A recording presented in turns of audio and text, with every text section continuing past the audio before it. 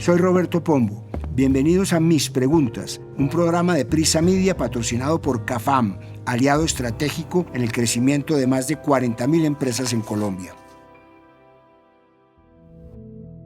Colombia ha mostrado mejoras en varios de los indicadores económicos después de 2023 y está en una fase de recuperación lenta pero sostenida. Sin embargo, el panorama político atraviesa una tormenta a puertas de elecciones presidenciales. ¿Qué tanto tienen que ver las decisiones políticas con el estado actual de la economía nacional?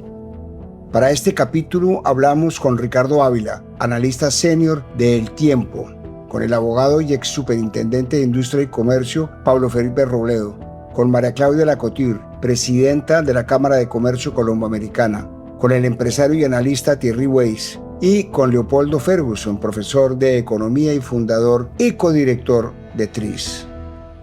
Soy Roberto Pombo. Este es el capítulo 148 de Mis Preguntas. Bienvenidos. Hace poco leí la historia del Queen Mary, un barco transatlántico británico que sirvió durante la Segunda Guerra Mundial.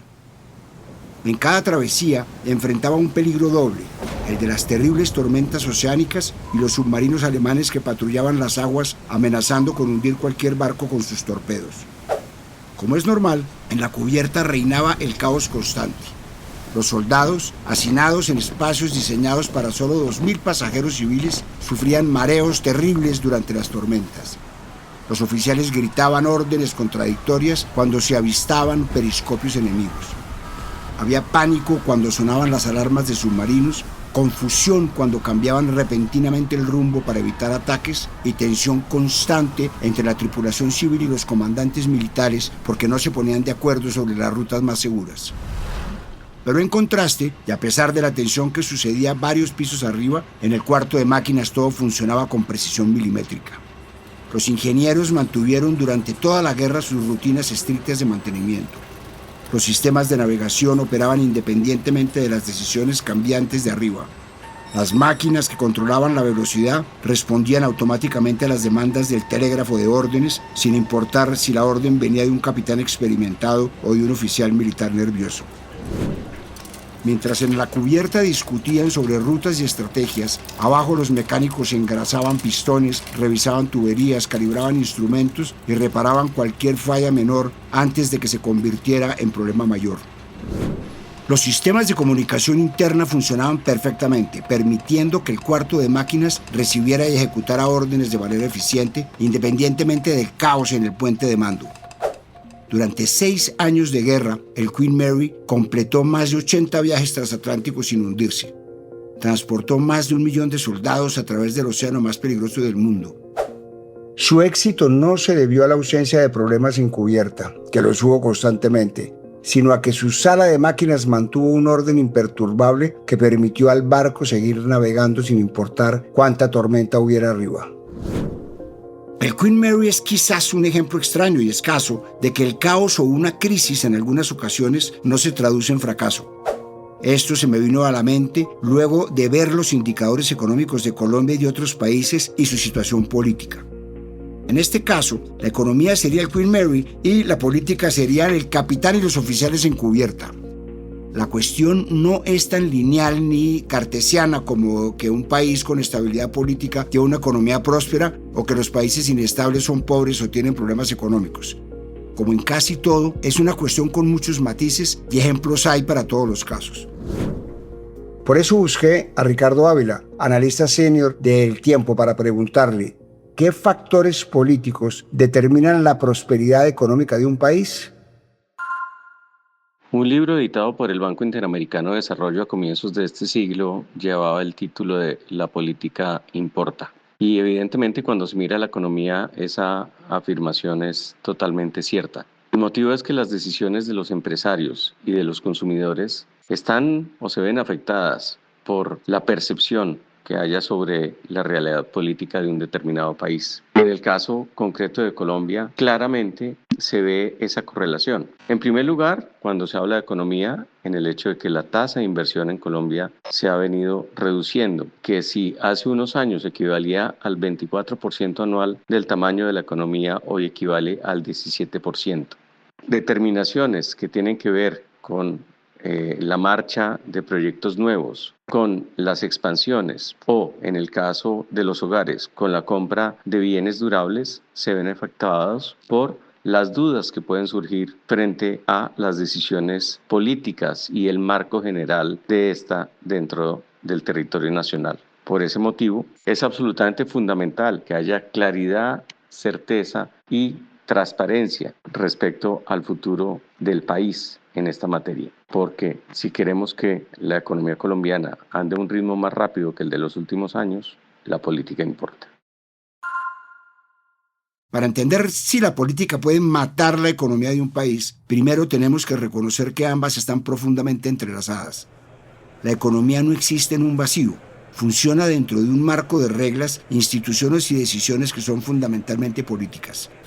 Desde las leyes que regulan los contratos y las relaciones laborales, los controles de precios, los requisitos para crear empresa, hasta las políticas monetarias que controlan la inflación, la política moldea el entorno en el que se desarrolla la economía. Varios estudios académicos han demostrado consistentemente que la calidad de las instituciones determina el crecimiento económico y prima frente a otras variables. James Robinson, uno de los ganadores del Premio Nobel de Economía 2024, ha demostrado cómo la calidad de las instituciones contribuye al desarrollo económico de los países. Cuando se refiere a las instituciones, se refiere a las reglas de juego que estructuran las interacciones económicas, políticas y sociales, y eso incluye las instituciones formales, como leyes, constituciones, etc., y las informales, como normas sociales, tradiciones o costumbres. Hay otro estudio del Fondo Monetario Internacional sobre la relación entre política y economía y su título es elocuente: ¿cómo afecta la inestabilidad política al crecimiento económico? Sus autores, Ari Eisen y Francisco José Veiga, analizan cómo la inestabilidad política influye en el crecimiento económico con base en un estudio estadístico que abarca cerca de 169 países en un periodo de 44 años. Una de las principales conclusiones es que la inestabilidad política frena el crecimiento económico. Por ejemplo, cada vez que se produce un cambio de gabinete, la economía del país crece menos. En concreto, cada cambio reduce el crecimiento anual del PIB per cápita en aproximadamente 2,39 puntos porcentuales. Esto afecta al país en tres formas. La primera es que reduce la productividad, es decir, las personas y empresas producen menos con los mismos recursos. La segunda es que disminuye la inversión en capital físico. Las empresas invierten menos en maquinaria, infraestructura o fábricas. Y por último, según el estudio, afecta a la educación, porque se invierte menos en formación y capital humano. América Latina es un claro ejemplo de eso. Quizás el ejemplo más claro es Venezuela, un país que ha experimentado crisis económicas profundas, en buena parte por la turbulencia política y las decisiones del régimen de Maduro que han afectado negativamente a la economía. En 2018, según cifras del mismo Banco Central, Venezuela registró una tasa de inflación superior al 130.060%. No es un error. La inflación alcanzó un 130.060% y entre 2013 y 2018 la economía se contrajo 47.6%. La situación política ya es conocida, un régimen que restringe el derecho político a los opositores, que controla todas las ramas del poder y medidas económicas como controles cambiarios que han agravado la situación. ¿Cómo influyen los marcos regulatorios y la estabilidad política o la falta de ella en la confianza de los inversores, tanto nacionales como extranjeros?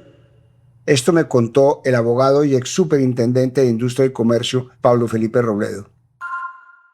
En gran medida, las políticas públicas contribuyen al desarrollo de los países. No en vano, el lema de la Organización para la Cooperación y el Desarrollo Económico, la OCDE, de la cual Colombia hace parte, reza: mejores políticas públicas para mejores vidas. Y eso no es solo una frase bonita, ello tiene un altísimo significado.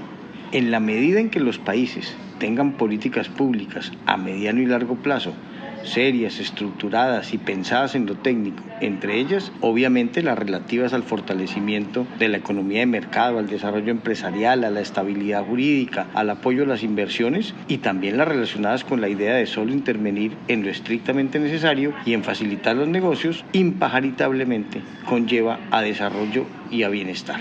En Colombia, todos los gobiernos, sin excepción, habían tenido claro este asunto. Por eso preocupa tanto que el gobierno de Petro esté empecinado en todo lo contrario, ello es, esté obsesionado con la idea de alterar las reglas del juego y sabotear a los sectores productivos de la economía, como el minero energético, el extractivo, la salud, entre muchos otros. La inestabilidad, la falta de norte, gobernar sin brújula y con el capitán de fiesta, solo conduce a generar desconfianza y a que los capitales no fluyan y se esquive el desarrollo que tanto necesitamos para reducir la pobreza y el desempleo.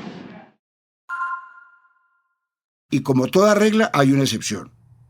Ya vimos que la inestabilidad y malas decisiones políticas pueden dañar la economía, pero existe una dimensión fascinante en esta relación. Aquellos casos donde países políticamente inestables logran mantener un crecimiento económico. Un ejemplo reciente y particularmente ilustrativo es el de Perú. En las últimas décadas, Perú ha experimentado lo que los académicos denominan la paradoja peruana, estabilidad económica en medio de la inestabilidad política. Entre 2016 y 2022, o sea, en 7 años, Perú ha tenido 6 presidentes diferentes, un poco más de un presidente por año. Perú ha atravesado múltiples crisis políticas, escándalos de corrupción y protestas masivas, pero su economía ha logrado mantener cierta resiliencia. Según datos del Instituto Nacional de Estadística e Informática de ese país, entre 1993 y 2019, la economía peruana logró un crecimiento promedio anual de 4,8%. En los últimos 10 años, 2010-2019, la economía creció a una tasa interanual de 4,5% y en los últimos 5 años, 2015-2019, se expandió a un promedio anual de 3,2%. Hay varias hipótesis que intentan explicar esta paradoja. Una es la inercia institucional, que plantea que aunque el liderazgo político cambie constantemente, ciertas instituciones económicas vitales pueden mantener su funcionamiento. Por ejemplo, los bancos centrales, las superintendencias financieras y los marcos regulatorios básicos que con frecuencia operan con cierta autonomía que hace que puedan funcionar independientemente de los vaivenes políticos. Otra hipótesis es la de la economía real versus la política mediática. Según esta explicación, mientras los medios de comunicación se enfocan en la crisis política, la economía real, o sea, las empresas, los trabajadores, los mercados, etc., siguen funcionando porque las decisiones de inversión, producción y consumo responden más a señales económicas concretas que a titulares políticos. Y finalmente, otra hipótesis plantea que, en muchos casos, países con inestabilidad política, pero con economías abiertas, pueden beneficiarse de factores externos favorables. Los precios internacionales de commodities, los flujos de inversión extranjera o las remesas pueden proporcionar estabilidad económica independientemente de la situación política interna. China es un gran ejemplo de esta paradoja. Entre 1965 y 1969, este país pasó por la Revolución Cultural, un periodo que trajo inestabilidad política y grandes movilizaciones de la población. Pero años después, China consiguió tasas de crecimiento económico extraordinarias. El modelo de desarrollo económico que creó China ha dado lugar a lo que los expertos llaman la China de 3 sistemas económicos. Estos 3 sistemas están unidos porque dependen unos de otros, pero no logran crear sinergias entre ellos. Se trata de un condominio inestable que a pesar de todo logra sostenerse. Esta descripción muestra perfectamente la paradoja, un sistema que parece inestable pero que genera crecimiento sostenido. El caso chino demuestra que la estabilidad política no siempre se traduce en tranquilidad democrática. A veces, un control autoritario fuerte puede dar la predictibilidad necesaria para el crecimiento económico, incluso cuando existe tensión social por debajo. ¿Esta paradoja es sostenible a largo plazo o eventualmente la inestabilidad política termina afectando la economía? Le trasladé la pregunta a María Claudia Lacotir, presidenta de la Cámara de Comercio Colomboamericana. La economía puede resistir la política, pero solo si tiene cimientos sólidos y se le da la viabilidad al sector empresarial. Eso es lo que muestran los casos como el de Perú. A pesar de caos político, más de 6 presidentes en menos de una década, la economía ha mantenido estabilidad. ¿Cómo? Porque existe un sistema que protege sus bases. Un banco central autónomo, reglas fiscales claras, apertura comercial y sobre todo un sector empresarial resiliente que ha podido seguir operando gracias a condiciones mínimas de confianza y estabilidad. La clave está en proteger esos cimientos. Cuando el sector privado tiene herramientas para producir, invertir y generar empleo, la economía puede avanzar incluso con inestabilidad política. Pero esta paradoja no es infinita.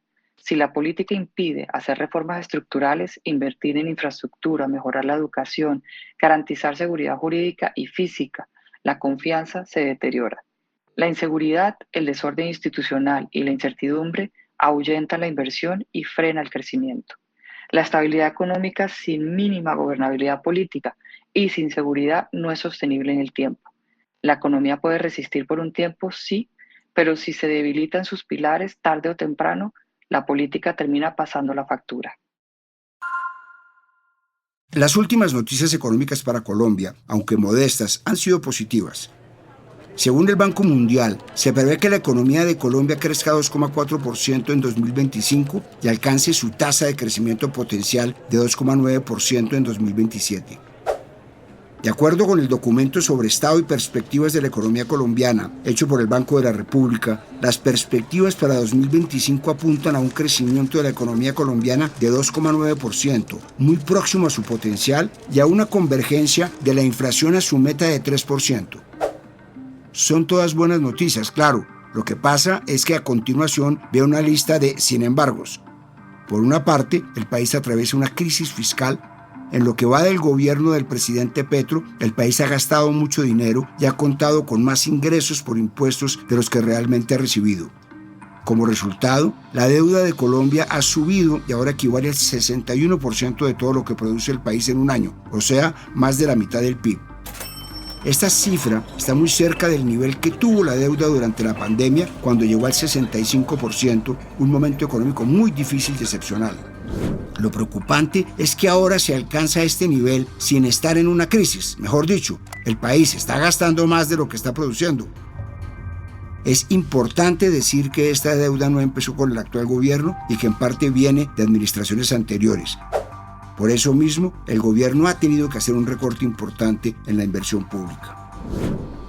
Como lo explicó en una columna en La Silla Vacía Gonzalo Felipe Caicedo, profesor de finanzas en la Universidad EAFIT, el plan financiero del gobierno para 2025 fue claro al señalar que las finanzas del país están pasando por un momento difícil. En 2024, los ingresos del gobierno nacional bajaron bastante, cayeron un 2,3% en comparación con todo lo que produce el país en un año. Esta caída se debe sobre todo a que el gobierno recibió menos dinero por el impuesto de renta, el IVA y por las ganancias que normalmente entrega Ecopetrol. Lo que pasa es que se me despiporró. Y precisamente Ecopetrol ha sido una de las fuentes del problema fiscal. La petrolera del Estado, que aporta entre 12 y el 15% de los ingresos fiscales del país, ha visto cómo sus acciones se devalúan. Hasta mayo de este año, el precio promedio ha oscilado entre 7,9 y 10,6 dólares por acción, una caída de más del 40% desde 2022. Y en los últimos 5 años, el precio ha bajado un 19%. Mientras tanto, el presidente de Ecopetrol, Ricardo Roa, es investigado disciplinariamente por la Procuraduría por la compra de un apartamento a un precio mucho menor al del mercado a un representante de la compañía Princeton International Holding, empresa con la que luego la compañía petrolera firmó un otro sí por $5,8 millones. Al principio del capítulo les hablé sobre una investigación del Fondo Monetario Internacional sobre el efecto de la inestabilidad política y mencionaba que, además de la corrupción, otro fenómeno que afecta a la economía de los países es el frecuente cambio de gabinete. Como decía, cada vez que se cambian ministros, la economía reduce el crecimiento anual de su PIB per cápita en más o menos 2,39%. Y como es de público conocimiento, el ambiente laboral en este gobierno no ha sido el mejor. Migrantes que estaban llegando al país, los connacionales. Tuvimos un vuelo de Panamá hace 2 días, nadie de Prosperidad Social se hizo presente. Entonces no puede ser discurso, eso no es tiene verdad. que ser realidad. Presidente, eso no es verdad, teníamos 3 funcionarios allá. Y tengo aquí la foto, presidente. Teníamos 3 funcionarios allá y publiqué la foto. Por favor. Laura está mintiendo, presidente. Está hablando el presidente. Hasta marzo, el presidente Petro tuvo 53 ministros diferentes. Muchos de ellos han salido de manera abrupta o por diferencias con el presidente. Mientras tanto, el índice de incertidumbre de la política económica de Colombia, calculado por Fedesarrollo, llegó en abril de 2025 a su punto más alto del año, 299 puntos. Este indicador ya completa 79 meses seguidos por encima del promedio histórico, que era de 100 puntos entre 2000 y 2019. Aunque el promedio de lo que va de 2025, 253 puntos, es un poco más bajo que el de 2024, 258, y 2023, 267, lo que sugiere una ligera mejora, la incertidumbre sigue siendo alta. ¿Qué tanto tienen que ver las decisiones políticas con el estado actual de la economía nacional? Esto me explicó el empresario y analista Thierry Weiss. Sí, Roberto, claro, las decisiones del gobierno por supuesto que impactan el estado de la economía, pero estamos en un momento un poco engañoso. En la superficie por lo menos parece que las cosas estuvieran bien, el empleo parece que se mantuviera, la tasa de cambio se ha estabilizado, la economía crece, poco pero crece. Debajo de la superficie, sin embargo, es donde se están incubando problemas. Primero, la economía no está creciendo lo suficiente para realmente reducir la pobreza. En segundo lugar, el desempleo no aumenta, pero es porque la gente se está autoempleando o porque está trabajando informalmente, es decir, que no aportan al sistema de seguridad social.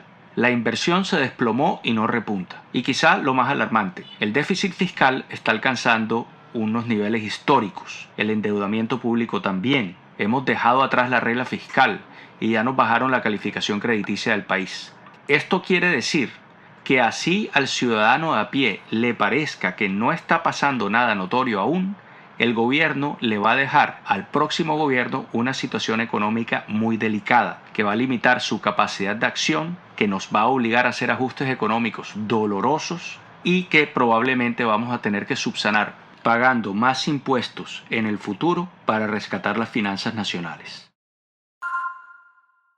Y si bien no hemos sufrido una dictadura como buena parte de los países de la región, sí hemos tenido que vivir buena parte de nuestra historia como país en medio de una especie de paradoja.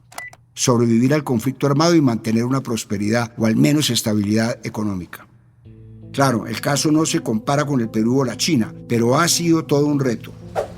Vivir con grupos armados ilegales en asedio constante, con el narcotráfico lavando dinero y atacando al Estado, no solo ha dejado un rastro de sangre y tristeza detrás, sino un impacto económico. Primero, porque la inversión que debe hacer el país en defensa es bastante alta. Según datos de Statista, en 2023 Colombia fue el tercer país que más dinero gastó en fuerzas militares en América Latina y el Caribe. Este año, el país destinó más de $10.000 millones a defensa y seguridad, una cifra mayor que la de 2022, cuando el gasto fue de 9.600 millones. Un informe del Banco Interamericano de Desarrollo y Fedesarrollo calculó cuánto le cuesta la violencia a los países de Latinoamérica. Según el estudio, Colombia es el octavo país de la región donde la violencia afecta más a la economía. Se estima que estos hechos violentos le cuestan al país cerca del 3,6% de todo lo que produce su economía en un año. Pero una de las grandes paradojas es que en medio del conflicto, de las turbulencias políticas y de la violencia política que ha vivido el país, han sido las bonanzas. Por ejemplo, en la década de 1970, Colombia experimentaba su primera bonanza cafetera. Para esa época, el país alcanzó el 17% de la cuota de exportación de café.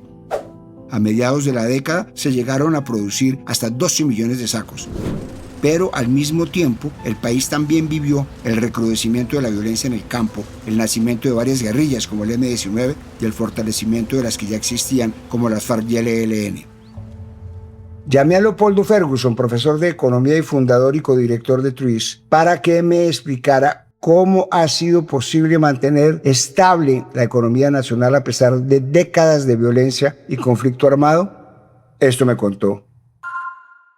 Esa pregunta, o la frase común, el país va mal pero la economía va bien, refleja una visión limitada. Para los desplazados, desempleados, informales, para las zonas rurales sin acceso a mercados, la economía no ha ido bien. Esa frase suele referirse en realidad a que Colombia ha tenido una inflación baja y un crecimiento sostenido, aunque modesto, del ingreso por habitante. Ahora, aceptando esa definición acotada, ¿por qué los indicadores macroeconómicos se comportaron bien por tanto tiempo en Colombia? Yo daría dos razones y agregaría una advertencia. La primera razón es los efectos muy desiguales del conflicto. La mayoría urbana del país estuvo relativamente protegida, con cierta normalidad económica comparada al menos con el enorme sufrimiento de otros. Por eso el conflicto se volvió tolerable para muchos y persistente en el tiempo. Algo muy revelador es que la respuesta seria del Estado a la violencia ilegal solo llegó cuando las guerrillas se acercaron a las ciudades y la gente se sintió, para decirlo coloquialmente, sitiada por no poder salir a carretera. Por el lado de la violencia del Estado, el escándalo de los falsos positivos solo estalló cuando ocurrió en Soacha, cerca de Bogotá, y las víctimas fueron en su mayoría jóvenes pobres o de zonas periféricas.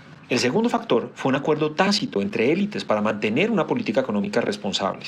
Colombia ha tenido históricamente un Estado que no ofrece bienes públicos de calidad y quienes tienen recursos compran privadamente educación, seguridad o recreación. Eso crea lo que yo llamo la trampa de la debilidad de los bienes públicos, porque al encontrar soluciones por su cuenta, esos sectores dejan de presionar por servicios públicos de calidad. Pero la estabilidad macroeconómica es precisamente un bien público que no se puede comprar privadamente y quizás por eso se protegió. Por mucho tiempo, además, fue fácil protegerla porque tuvimos un Estado pequeño y poco redistributivo. Ahora, la Constitución del 91 cambió las cosas introduciendo un papel redistributivo que tensionó ese consenso. Sin embargo, el acuerdo logró sostenerse con esfuerzos durante un buen tiempo y la combinación redistribución con estabilidad permitió reducciones importantes de la pobreza y la desigualdad, aunque sean aún insuficientes. Finalmente, la advertencia. Ese consenso se ha debilitado al menos en los últimos 2 gobiernos. Duque, pese a representar la ortodoxia, tomó decisiones contrarias a la estabilidad. Hizo reformas tributarias que nos desfinanciaron, modificó la regla fiscal y la forma de calcular el déficit, redujo el ahorro en regalías, vendió activos para cubrir gasto y facilitó un paso poco ortodoxo del ministro de Hacienda hacia el Banco de la República. Con Petro, tras un inicio moderado en manejo económico, llegaron decisiones erráticas y una retórica que minó fuertísimamente la confianza. Yo creo que este cambio refleja que la competencia democrática hoy se da entre visiones más abiertamente antagónicas sobre cómo debe organizarse la sociedad. Por eso, la gran pregunta hoy es si Colombia podrá sostener su tradición de buen manejo macroeconómico al tiempo que enfrenta en democracia a visiones más antagónicas que las que competían antes. El sesgo de supervivencia es un error que pasa cuando solo se analiza a quienes sobrevivieron o tuvieron éxito en algo, sin tomar en cuenta a los que no lo lograron porque ya no están visibles o disponibles para el análisis. Durante la Segunda Guerra Mundial, los aliados estudiaban los aviones que regresaban con impactos de bala para reforzar esas zonas. Pero el estadístico Abraham Wald advirtió que estaban cometiendo un error. Estos aviones habían sobrevivido a pesar de los impactos. Por lo tanto, había que reforzar las partes que no tenían impactos, porque cuando esas partes eran alcanzadas, el avión no regresaba. Aproximadamente unos 15.000 barcos se hundieron durante la Segunda Guerra Mundial. El caso del Queen Mary es una excepción. Si bien hay casos de éxito, o al menos no fracasos, económicos de países con tormentas políticas, son más los casos contrarios. Como nos muestra la experiencia, hay que prestar atención a todos los casos y evitar la tentación de ser una excepción. Aunque el cuarto de máquinas funcione, a pesar de las tormentas y los bombardeos, siempre es mejor evitar estos problemas. Soy Roberto Pombo y este fue el capítulo 148 de Mis Preguntas. Nos vemos en el próximo capítulo. A partir de este momento, este capítulo de Mis Preguntas queda disponible en todas las plataformas de podcast. Este episodio fue posible gracias a CAFAM, aliado estratégico en el crecimiento de más de 40.000 empresas en Colombia. Dirección: Roberto Pombo. Asesor editorial: Daniel Sampero Espina. Producción: Juan Abel Gutiérrez y Johnny Rodríguez. Guiones: Juan Abel Gutiérrez y Johnny Rodríguez. Postproducción de audio: Carlos Bernal.